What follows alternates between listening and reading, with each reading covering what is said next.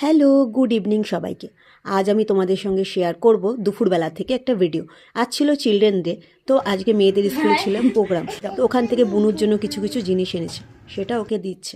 তো সেটা পেয়ে মেয়ে তো খুবই খুশি। তারপর সন্ধ্যাবেলা পড়াশোনা ছেড়ে করে এসে দেখে কি রান্নাঘরে সবজিগুলো ব্যাগেই রাখা রয়েছে। তো দেখো, বসে এই পুচকি পুচকি হাত দিয়ে কত সুন্দর আমাকে হেল্প করে দিচ্ছে।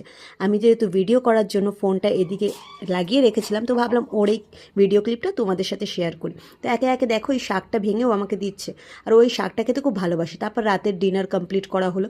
মেয়েরা যতক্ষণ ডিনার করছে আমি রান্নাঘরটা পুছে নিলাম। আমি এটাকে ডান্টা দিয়ে পুছি না, হাত থেকেই পুছি।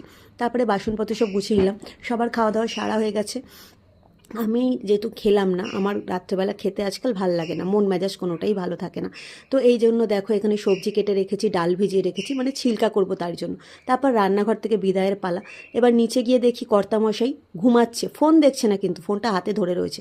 তারপর মেয়েদের বললাম চল নিচে। আর প্রতিদিনের মতন বড় মেয়ে দুজনকারই বিছনাটা রেডি করে। ওর বাবার বিছনাটাও ও মশারি লাগায়, আর আমাদের বিছনাটাতেও ও মশারি লাগায়। যতক্ষণ ও মশারি লাগাচ্ছিল আমিও জামা প্যান্টগুলো ঠিক জায়গা মতন রেখে দিলাম, গুছিয়ে গাছিয়ে রাখলাম।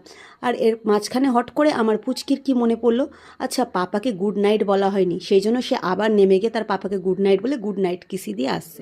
তো দেখো তারপরে ফট করে এসে দিদির কাছে চলে আসলো।